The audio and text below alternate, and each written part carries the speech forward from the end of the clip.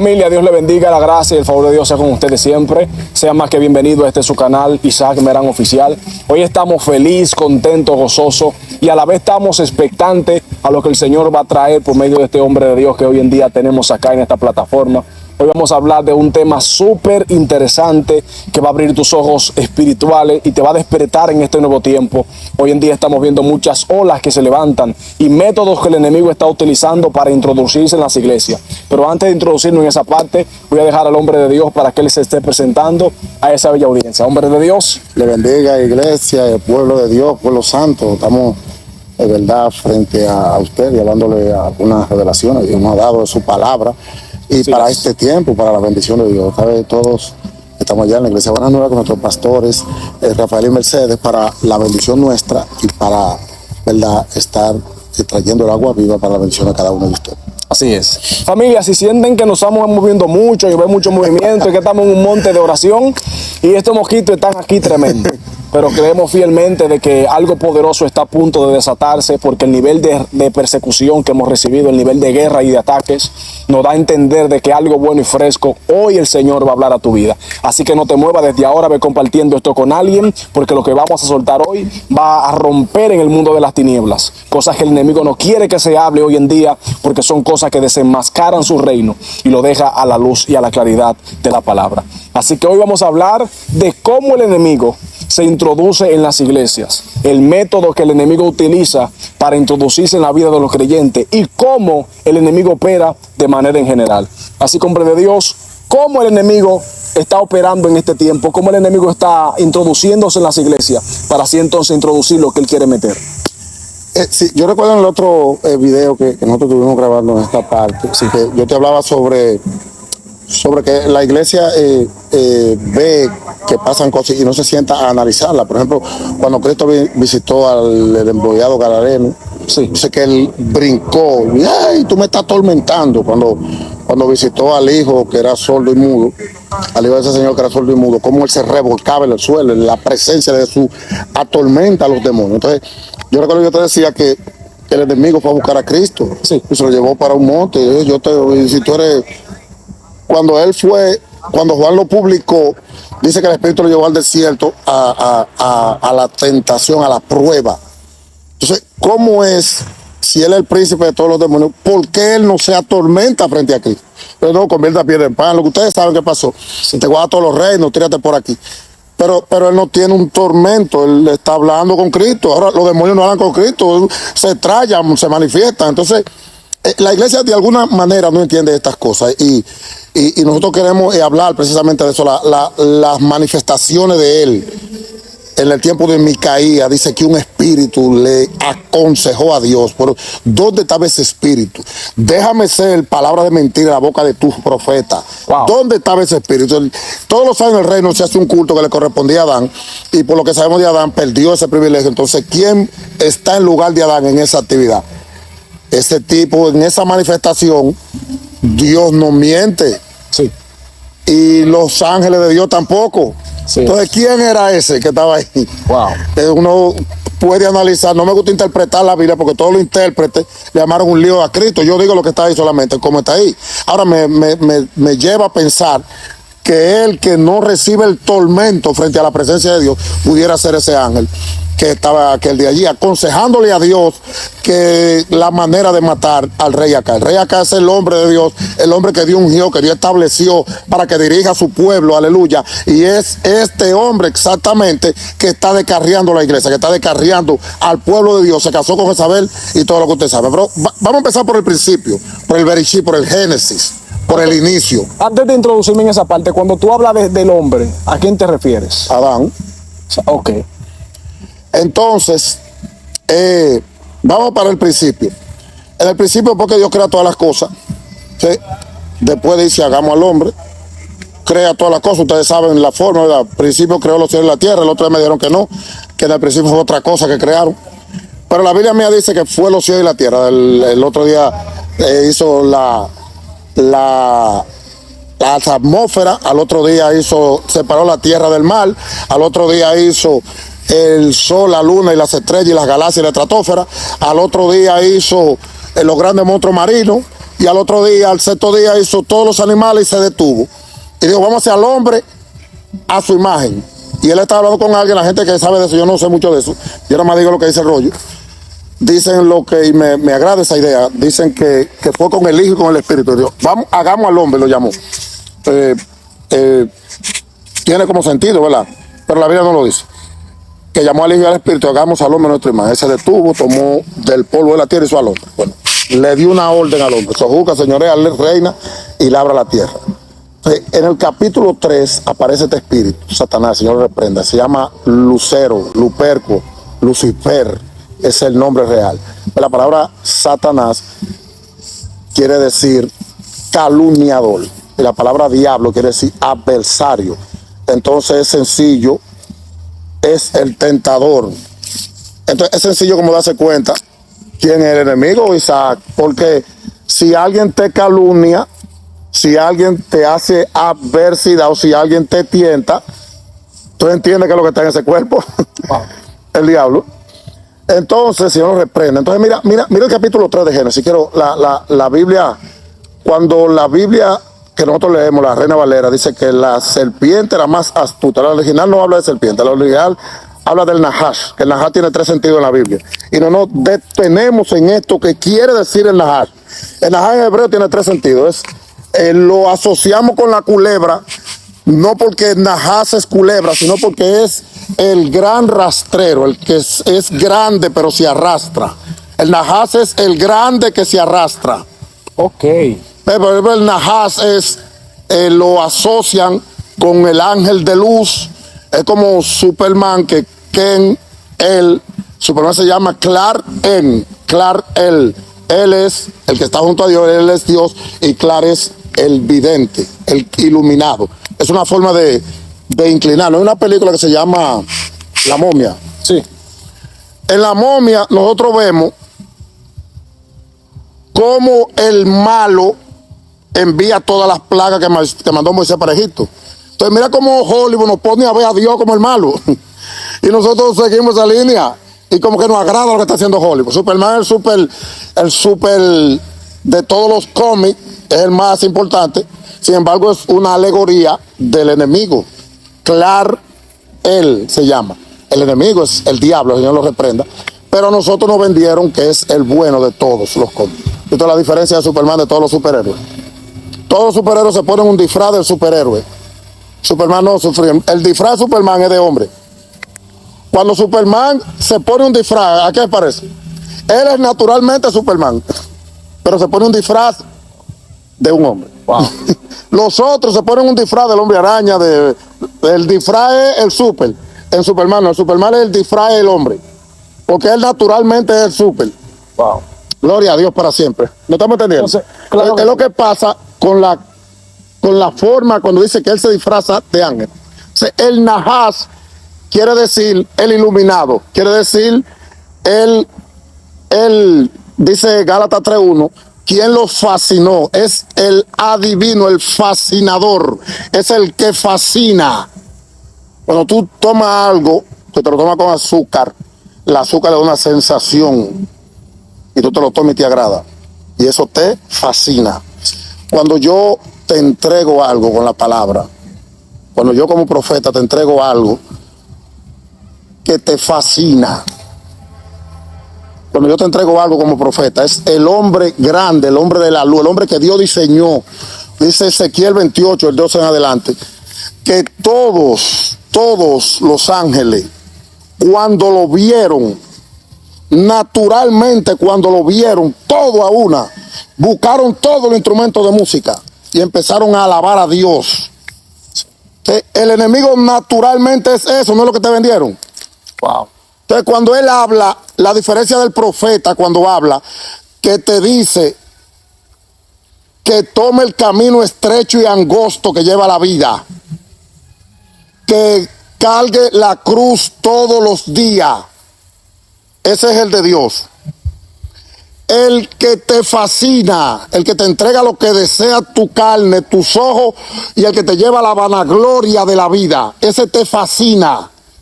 Ese profeta te sube un ego. Él viene, desciende y habla con Eva. Y le dice a Eva, algo que la Biblia no dice. Porque Satanás nunca ha hablado por la palabra. Alguien me dijo, Isaac, que Satanás habla por la palabra. Yo, la Biblia mía no dice eso. La Biblia mía dice como que él a la palabra le inculca algunas cosas. Le dijo a Eva, Dios te dijo que no comas en un árbol. Dios no dijo eso. Entonces, la forma de él hablar es esa. ¿Qué fue lo que Dios te dijo entonces? Que comamos de todo. Él me mandó a comer, no me dijo que no come, me dijo que sí, que me lo coma todo, menos de ese. Entonces ahí vino y la fascinó. Ahí vino y la fascinó. Ahí le dio la profecía fascinante que llena ojo, que llena ego, que llena arrogancia. Wow. Dios te dijo que no comas, cómetela. Que el día que te la comas tú vas a ser igual que Dios. Pero ya eres igual que Dios. No dice la Escritura que ellos se sentaron y dijeron, vamos a hacerlo a nuestra imagen, conforme a nuestra semejanza. Entonces, ya Eva es semejante a Dios. ¿Qué es lo que el enemigo le está entregando? Cuando Eva miró la fruta, ¿cómo reaccionó Eva? ¿Qué dice la Biblia? Que la acción de Eva cuando vio la fruta, ¿qué dice? Cuando ella vio la fruta se mareó. Usted está viendo la palabra profética, bíblica. ¿Qué es lo que dice la Biblia de este hombre? De esta influencia de que el hombre es como Superman que se disfraza de hombre. Entonces, cuando dice Isaías 14, del 12 en adelante, yo subiré a las alturas, me sentaré en el monte santo y seré semejante al Altísimo. Sí. ¿De qué le está hablando? A mí me dijeron los pastores que era del cielo. Entonces, en Ezequiel 28 dice que él es lleno de sabiduría. Entonces, ¿cómo tú piensas que alguien lleno de sabiduría puede pensar de tronar a Dios? Eso lógicamente no puede ser. Alguien que sea sabio no puede tronar a Dios. ¿De qué que él está hablando? Ustedes vieron el segundo sueño de José. ¿Qué dice el segundo sueño de José, por ejemplo, Isaac? Eso es el segundo sueño de José. Dice, yo me estoy gozando porque Isaac Familia, estos mosquitos están... tiene una guerra. Una batalla campal tenemos con estos mosquitos. Pero mira lo que dice Isaías, hablando de él. Dice que yo subiré a las alturas y me sentaré junto a las estrellas de Dios y seré semejante al Altísimo. Me subiré al monte santo, junto a las estrellas de Dios. Entonces, ¿a qué que la Biblia llama las estrellas de Dios? ¿A qué? Nosotros vemos el segundo sueño de José. ¿Qué dice la Biblia del segundo sueño de José, Isaac? Dice que él llamó a los hermanos. Él se sentó con los hijos de Bilha y de Silfa. Pues nosotros no entendemos ese código. ¿Quién es Bilha y Silfa? ¿Quiénes son esos? Son las dos esclavas de las dos esposas de Jacob. Pues todo el hombre de Dios que se casó con una de fuera hizo un lío. El hijo, por ese pecado Dios mandó un diluvio. Todo el mundo dice, ¿por qué Dios mandó el diluvio? Por el pecado. Ahora, ¿cuál fue el pecado? El que los hijos de Dios miraron las hijas de los hombres, se llegaron a ella y tuvieron hijos, que estos son todos los de renombre de la tierra. Nosotros la iglesia llamamos bendición a eso, ¿sabes? Pero cuando Dios miró esto, cogió un pique en el cielo, le trayó una mesa en el cielo, una silla, una... Padre mío. Yo voy a destruir al hombre. Me tiene harto el hombre. El hombre es carne, nosotros somos espíritus. ¿Por qué? Porque se casaron. Nosotros la iglesia llamamos bendición a esas bodas. Pero Dios, cuando vio al hombre cuando vio al que era de Dios, mirar la hija de los hombres y unirse y casarse, y llenaron la tierra de maldad. ¿Por qué? Porque el de Dios estaba mirando la de los hombres. El hijo de Dios estaba mirando la de los hombres. Entonces Jacob, cada vez que la Biblia menciona eso, acá con Jezabel, Esaú, dice que las mujeres de Esaú le fueron oprobios acá a Isaac y Rebeca. La Biblia entera habla de eso, dice en Nehemías 13, 23 en adelante, que cuando ellos estaban en Babilonia se casaron con esas mujeres. Nehemías cogió un pique y le partió la cabeza con una jarra que tenía en la mano. Le dijo, el que quiera volver para Jerusalén tiene que botar a su esposo y a sus hijos. Entonces, esta unión del de Dios con las esclavas activa una guerra, un problema, porque la descendencia trae un caos, trae una herejía, y como es el hombre de Dios, en la casa de Dios está esta herejía. Este hombre se casa con estas dos mujeres que son del reino, pero ellas tienen dos sirvientas. Entonces, José se sentó con los hijos de las dos sirvientas y le explicó los sueños. ¿Y qué le pasó a José por contarle los sueños a los hijos de la sirvienta? Entonces nosotros no vemos en la iglesia el que es hijo de la sirvienta. Nosotros vemos que está en la iglesia. ¿Dónde está? Y no sabemos lo que descifra esto. Entonces, amado, viene José y le dice el segundo sueño. ¿Cuál fue el segundo sueño? Que el sol, la luna y 11 estrellas. El diablo, ¿de cuáles son las estrellas de Dios? Los hermanos de José. ¿Quiénes son los hermanos de José? Los patriarcas. Elías está diciendo, me voy a meter en el pueblo. Como él tiene la manera de no ser atormentado en la presencia, él puede insertarse junto a las estrellas de Dios, junto a los ungidos. Él tiene la forma y venderse como hombre de Dios. Entonces él diseña, el apóstol Pedro lo llama sus profetas, a los falsos profetas que meten al enemigo en la iglesia. O sea, tú estás diciendo que Satanás está diciendo que se va a rebelar contra Dios y se va a introducir en la iglesia. O sea que antes de Satanás dice esto antes de rebelarse. Sí. En su corazón dijo antes de rebelarse, me rebelaré y subiré y seré semejante al Altísimo. O sea que antes de Satanás rebelarse contra Dios, ya existía la iglesia. En el tiempo de Isaías, que está profetizando esto, la iglesia en el Antiguo Testamento mencionan dos templos, el de que hizo Salomón y el que hizo Herodes. Porque tenemos entendido de que la humanidad empezó a ser creada luego de que Satanás se rebeló. Sí. O sea que tú estás diciendo que la humanidad existía antes de Satanás rebelarse. Satanás se rebeló en el reino, nosotros lo sabemos. Y allá en el reino, dice Apocalipsis 9:4, que arrastró la tercera parte de los ángeles. Sí. De las estrellas del cielo, que son los ángeles. Los ángeles. Pero en Apocalipsis 2:3, a 7 pastores lo llama ángeles. Sí. Entonces, esos ángeles que menciona Apocalipsis, que son gente que Dios ungió, que Dios estableció, que Dios insertó para que dirijan a su pueblo, de los 7, Padre mío, de los 7 profetas, hay 2 que le sirven a Dios. De esos ángeles que menciona Apocalipsis, hay 2 nada más que le sirven a Dios. wow. Pero ¿quiénes son los 7? Los hombres que Dios estableció. ¿Quién es Lucifer? El ángel que Dios estableció. Todos los ángeles alaban a Dios cuando lo ven. El hombre es el que provoca que el grupo alabe a Dios. La forma de alabar a Dios, él la conoce al dedillo. Y eso es lo que él quiere distorsionar.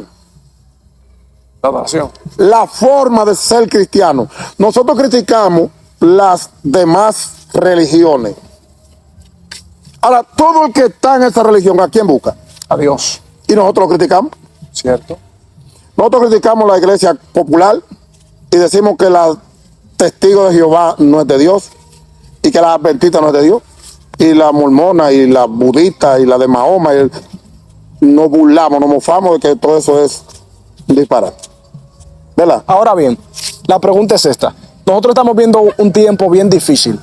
Estamos viendo que dentro de la misma iglesia a veces se levantan profetas, profetisas, que aparentemente profetizan de parte de Dios, pero resulta que al final nos damos cuenta de que esa profetisa o ese profeta no vino de parte de Dios, sino que estaba siendo instrumento del enemigo en la iglesia. O sea, en pocas palabras, el enemigo se ha introducido en muchas de las iglesias hoy en día.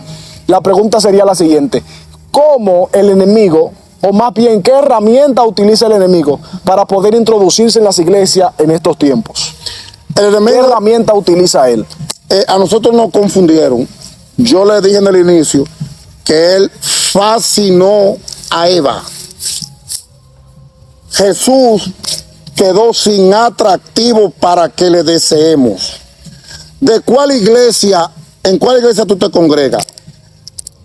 ¿En la de Caifás y los fariseos o en la de Juan el Bautista? Ahora, ¿dónde estaba Juan el Bautista?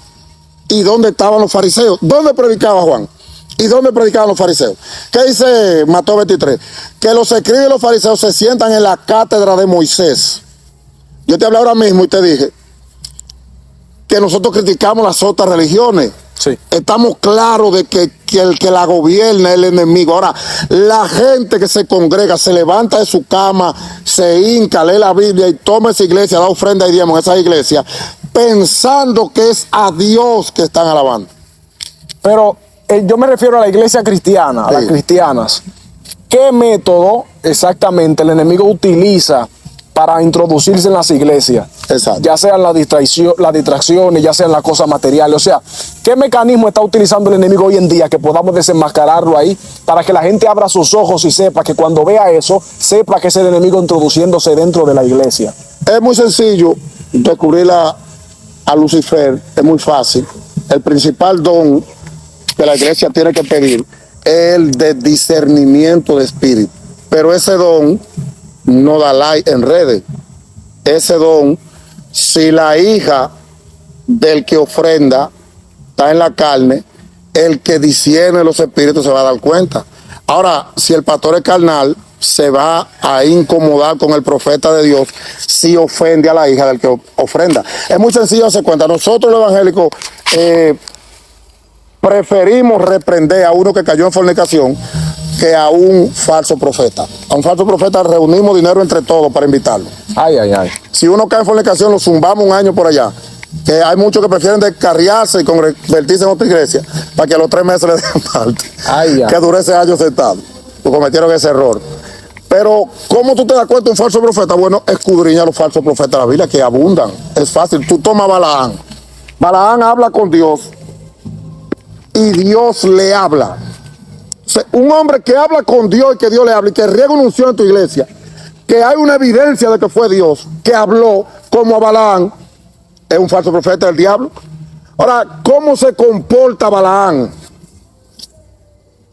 Balaán, nosotros sabemos, hay muchísimo, es sencillo, lo que tú tienes que leer, lo que hicieron los falsos, la conducta. A Balaán le llevaron, vamos a hablar en castellano, le llevaron $1 millón de pesos, los guardias, y él se fue a orar y Dios le dijo, no vaya con ellos, que Moisés está ahí, yo estoy con ese pueblo.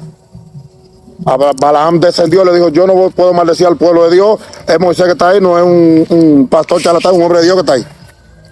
Ellos se fueron, los guardias con su $1 millón de pesos. A la otra semana vinieron los príncipes con $1 millón. Estoy parafraseando, ¿usted me entiende? Sí, claro, claro. Entonces, cuando él viene con $1 millón, a Balaam se le nutren los ojos de ver su príncipe mundano. ¿Y qué dice el pastor de Pérgamo? Que él tolera. Tú eres un hombre de Dios tan fiel que arriesgando tu vida, en tu iglesia está donde está el trono de Satanás. Y mataron a mi siervo Antipas, y con todo el que tú dices que lo mataron, y tu iglesia está en el trono de Satanás, tú me refieres en una gloria, le dice Dios a Juan que le escriba al pastor de la iglesia de Pérgamo.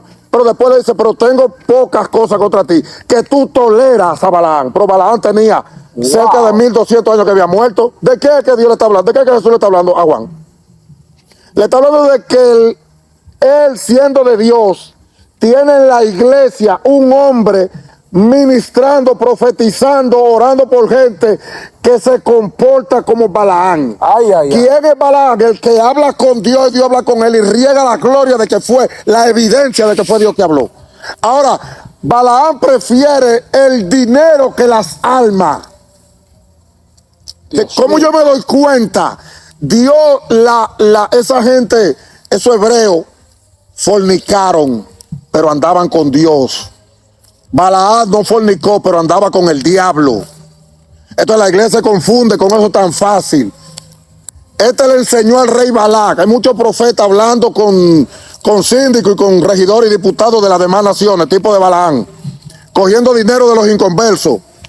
Dice 3 de Juan, versículos 4 y 5, que estos hombres eran tan fieles que no tomaron dinero de los de fuera. Pero ahora se ha metido en la iglesia, que para poder tener una iglesia llena de bombillitos y de lujo y en una plaza alquilada, tenemos que pedirle a los inconversos, tenemos que lamberle. Después que predicamos que le servimos al dueño del oro y la plata, vamos de los inconversos a lamber ofrenda para poder decir que somos pastores. Porque tiene el espíritu de Balaam y no persiguen a los que están en desgracia. persigan a los ofrendantes. Jesús nunca en la vida, nunca fue un empresario. Los empresarios miran donde él. Jesús buscó a los vil y a los menospreciados. Es muy sencillo darse cuenta el pastor que tiene a Dios, el que busca al vil y al menospreciado. Y es muy fácil darse cuenta el que no tiene a Dios, el que busca a los empresarios. Wow, Dios mío. Eso es muy sencillo. Amado, ya para ir concluyendo, la familia, miren, No se puede. no aguantamos estos mosquitos aquí. Quisiéramos hacer un video más extenso, pero vamos a ir cerrando con esto. Quédate ahí porque ahora le voy a hacer una pregunta interesante. Ya con esta pregunta concluimos. Amado, una preguntita. Yo como iglesia, ¿qué puedo yo hacer para no ser en algún momento instrumento del enemigo? Podemos ver en la Biblia que el mismo Pedro, en una ocasión cuando Jesús, antes de ser crucificado, Pedro le dijo a Jesús: Maestro, no permita que tal cosa te acontezca. A lo que Jesús le responde y le dice: apártate de mí, Satanás. O sea, en pocas palabras, en ese momento Pedro estaba siendo instrumento de Satanás para hacer que Jesús no vaya a la cruz. Ahora, ¿cómo nosotros como creyentes, o más bien, qué podemos hacer, qué debemos de hacer para no ser el instrumento de Satanás dentro de la iglesia? Tú estás hablando del apóstol Pedro, y Pedro es semejante a ti, por ejemplo. Sí, Que tú eres el líder, cierto. y Pedro era, Un líder. entonces, es semejante a ti. Entonces, vámonos más para atrás. Jesús se levanta un día: Pedro, ven acá, ya van los muchachos ahí. Y Pedro reúne el equipo y se van a la presencia de Dios. Y Dios le hace una pregunta: ¿qué dice la gente que soy yo? Se levanta uno por allá, Jeremías, Elías o alguno de los profetas. ¿Y usted? Y se levanta Pedro y dice: tú eres el Ajajay, tú eres el excelso, el gran yo soy, el soberano, el Cristo, el Hijo de Dios, del Dios que vive. Y Jesús le dice: eso no te lo reveló Ni carne ni sangre. ¿Qué quiere decir eso? Jesús está diciendo: Dios habló por tu boca. Entonces, en ese instante, Jesús dice: es necesario que yo descienda. Y mira lo mismo que pasó en Génesis. Lo mismo que pasó en Génesis pasó en esta conversación. Es necesario que yo descienda y que yo sea entregado en los líderes de las iglesias y que me reviente y me crucifique. Me entreguen a los gentiles y me crucifique. Los líderes de la iglesia. Porque los líderes de la iglesia son los que tienen que hacer sacrificio de los corderos. Eran los sacerdotes que sacrificaban los corderos por el pecado. Entonces, cuando Pedro escucha que Jesús dice que va a ser entregado a muerte, Jesús lo llama aparte, no le compró una cola real, le brindó un café. En pocas palabras. Señor, ¿por qué no te acontece mal? Pues tú eres el hombre de Dios. Yo declaro sobre ti una serie de cosas. Nosotros tenemos que declararnos en bendición, declarar a nuestros hijos, tenemos que orar por ellos. Ahora, cuando tú vayas a ministrar, tú tienes que irte a orar. Tú tienes que irte a orar. Cuando tú vayas a orar por mí, vete a orar y dile: Dios, dame una palabra para él. A Dios, no me declare nada.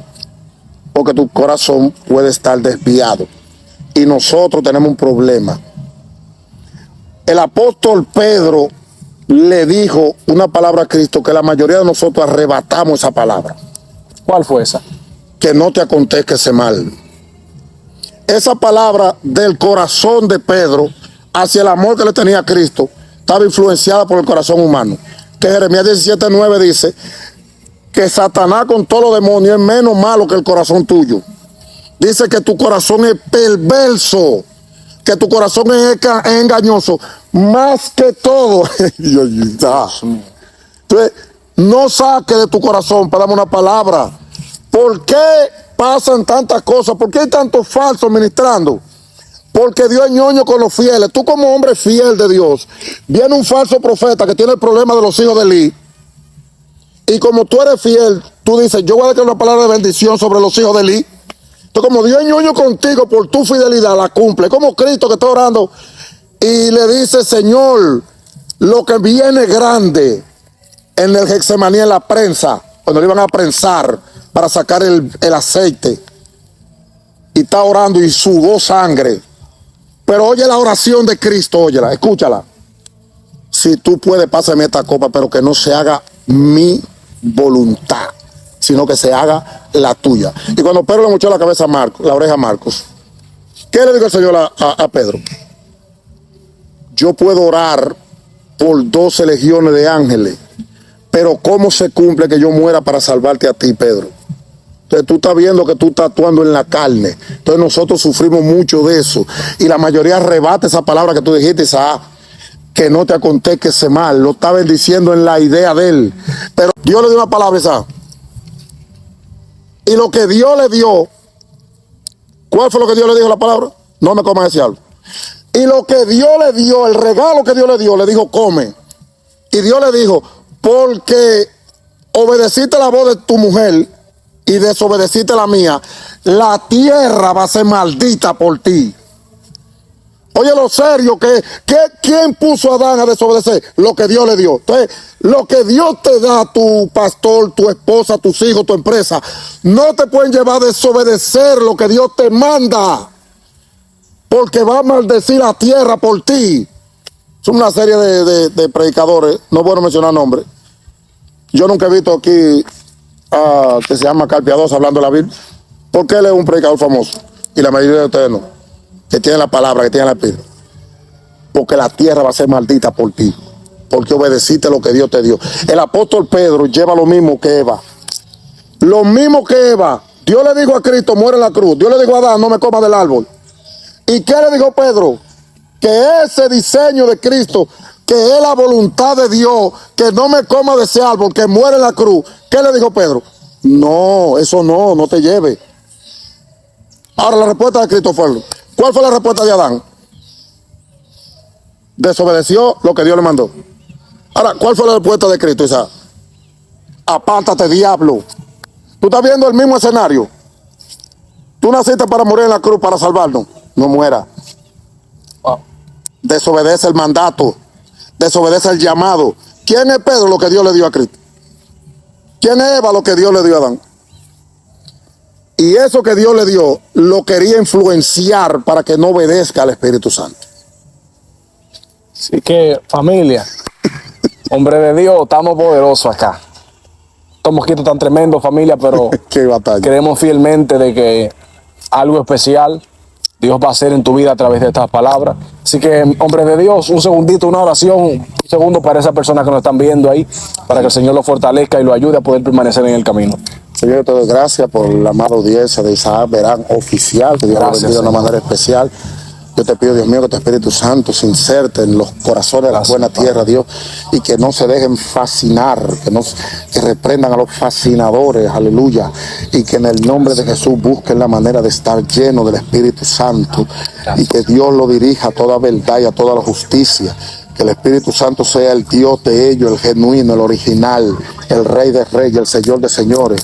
Que no se dejen influenciar con la venta de lo que llena los ojos, de lo que activa la carne, de lo que es influenciado desde el infierno, para que en el nombre de Jesús los reprendan y tomen, aleluya, la bendición del Espíritu Santo, la guianza sobre cada uno de ellos. Que tú bendigas a su familia, sus seres queridos, su salud y su finanza para la gloria de tu nombre. En el nombre de Jesús, que Dios le bendiga.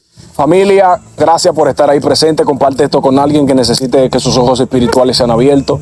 A algún pastor que conozca, vamos, mándale este video para que Dios sea hablando con él por medio de esta palabra. Así que, familia, gracias por estar presente. Hombre de Dios, gracias por acompañarnos en esta preciosa tarde. Así que, familia, nos vemos hasta la próxima, si Dios lo permite. Shalom, fuerte abrazos.